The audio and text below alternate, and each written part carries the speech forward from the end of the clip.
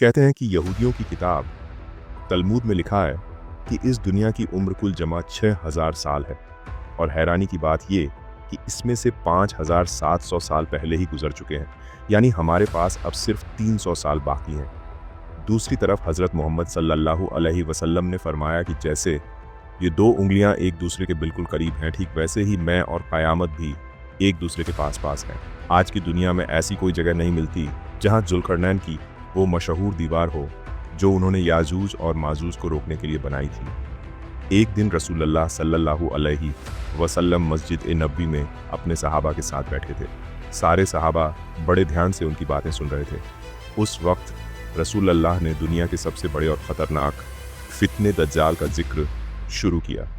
आपने फरमाया कि दज्जाल को अल्लाह ऐसी ताकतें देगा कि दुनिया की हर चीज़, खाना, पैसा, बारिश, यहाँ तक कि मुर्दों को जिंदा करने का कंट्रोल भी उसके पास होगा। अपनी इन्हीं ताकतों के जरिए दज्जाल पूरी दुनिया पर हुकूमत करेगा और लोगों को अल्लाह की इबादत छोड़कर अपनी पूजा करने पर मजबूर करेगा। दज्जाल ज़मीन पर 40 दिन रहेगा। उसका पहला दिन 1 साल जितना लंबा होगा, दूसरा दिन 1 महीने के बराबर, तीसरा दिन हफ्ते जितना और बाकी दिन आम दिनों की तरह होंगे। ये सारी बातें सुनकर वहाँ मौजूद सहाबा किराम के दिलों में खौफ छा गया। उन्हें ऐसा लगा जैसे दज्जाल अभी सामने के दरख्त के पीछे छुपा हो और बस अब निकलकर उनकी तरफ आएगा। लेकिन जब शाम को वही सहाबा दोबारा रसूलुल्लाह के पास आए तो आप उनके चेहरों को देखकर समझ गए। आपने फरमाया, अल्लाह के बंदो, डरो मत, दज्जाल से तो फिर भी मुकाबला हो जाएगा, लेकिन क्या मैं तुम्हें ऐसे लोगों के बारे में बताऊं जिनसे टक्कर लेने की ताकत किसी में नहीं होगी? वो लोग जब निकलेंगे तो दुनिया में ऐसी तबाही मचाएंगे कि न दरख्त बचेगा न पानी, यहाँ तक कि दुनिया का सारा समंदर भी पी जाएंगे। और वो लोग होंगे याजूज और माजूज। अब ज़रा पीछे चलते हैं, तकरीबन 5000 साल पहले की बात है। उस वक्त इंसान अपनी बुराइयों में हद से ज़्यादा डूब चुका था। पूरी दुनिया गुनाहों से भर गई थी। तब अल्लाह ताला ने इस जुल्म और बदी को मिटाने के लिए अपना सबसे बड़ा अजाब भेजा, एक ऐसा तूफ़ान जिसने दुनिया की हर चीज़ को तबाह कर दिया। सिर्फ वही लोग बचे जो अल्लाह के हुक्म से एक कश्ती में सवार थे, हज़रत नूह अलैहिस्सलाम और उनकी औलाद।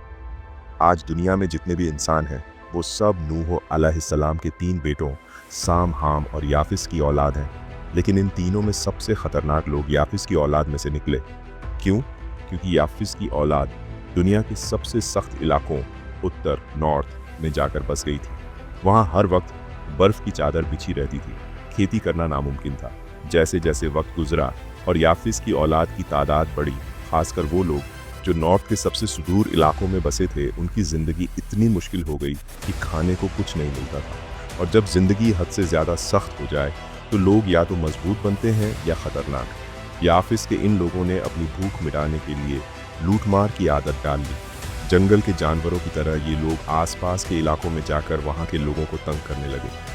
जब उनकी जुल्म और लूटमार अपनी चरम सीमा पर पहुँच गई, तब ईरान में एक बादशाह तख्त पर बैठा, जुल्करनैन। कुरान में भी इसका जिक्र है। जब जुल्करनैन ने नॉर्थ की तरफ अपना तीसरा सफ़र किया और सबसे सुदूर इलाके तक पहुंचा, तो उनकी मुलाकात एक ऐसी कौम से हुई जो हर चीज़ में उनसे अलग थी, यहाँ तक कि उनकी ज़ुबान भी जुदा थी। उस कौम ने एक ट्रांसलेटर के जरिए जुल्करनैन से कहा, यहाँ इन पहाड़ों के बीच एक कौम रहती है जो हमारे पास आकर लूटमार करती है, लोगों को कत्ल करती है। हम आपके लिए पैसा जमा करेंगे, बस आप हमारे और उनके बीच एक दीवार बना दें। जुल्करनैन ने जवाब दिया, पैसों की ज़रूरत नहीं, अल्लाह ने मुझे बहुत दिया है, बस इतनी मदद चाहिए कि इस दीवार को बनाने में मेरा साथ दो।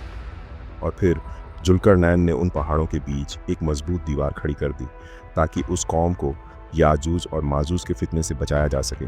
याजूज और माजूज हर रोज़ उस दीवार को तोड़ने की कोशिश करते हैं। जब वो उसे तोड़ने के बिल्कुल करीब पहुंच जाते हैं तो उनका सरदार कहता है, बाकी कल कर लेंगे। लेकिन अगले दिन अल्लाह फिर से उस दीवार को पहले जैसा मजबूत कर देता है। मगर याद रखो, एक दिन ऐसा ज़रूर आएगा जब याजूज और माजूज उस दीवार को तोड़ने में कामयाब हो जाएंगे।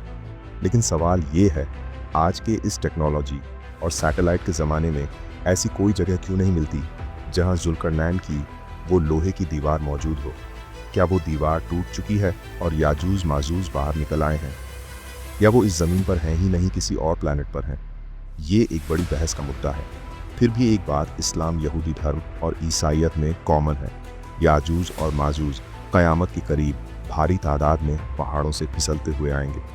यहूदियों के मुताबिक आज से 2600 साल पहले जब बख्तनसर ने यहूदियों से यरूशलेम छीन लिया और लाखों यहूदियों को कैद करके बेबीलोन ले गया, तब हजरत हिकील अलैहिस्सलाम उनके पैगंबर थे। हिकील ने यहूदियों से कहा, तुम अपने गुनाहों की वजह से यरूशलेम से निकाले गए हो। जिस दिन तुम अपने गुनाह छोड़ दोगे तुम यरूशलेम दोबारा हासिल कर लोगे, और जब तुम वहाँ सेटल हो जाओगे तो माजूज के इलाके से एक कौम तुम पर हमला करेगी जिसका नाम होगा गोग याजूज। वो ऐसी तबाही मचाएंगे कि कोई उनका मुकाबला नहीं कर सकेगा। फिर तुम्हारा मसीहा दज्जाल उन्हें ख़त्म करेगा। लेकिन इस्लाम का कहना है कि याजूज और माजूज दज्जाल के ख़त्म होने के बाद निकलेंगे। उस वक्त हज़रत ईसा अलैहिस्सलाम ज़मीन पर होंगे। इन दोनों कौमों का मुकाबला कोई नहीं कर सकेगा।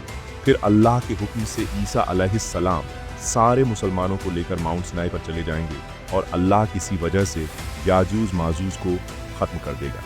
ये सब तब होगा जब यहूदी अपनी पूरी ताकत से फ़िलिस्तीन पर कब्जा कर लेंगे। वो मस्जिद अक्सा को शहीद करके उसकी जगह अपना तीसरा और आखिरी टेंपल बनाएंगे। तभी उनका मसीहा दज्जाल आएगा और उसे ख़त्म करने के लिए ईसा अलैहिस्सलाम नाजिल होंगे। वक्त अब ज़्यादा नहीं बचा क्योंकि फ़िलिस्तीन का 80% हिस्सा यहूदियों के कब्ज़े में आ चुका है और दुनिया में मुसलमानों की कोई ताकत उन्हें चुनौती नहीं दे सकती।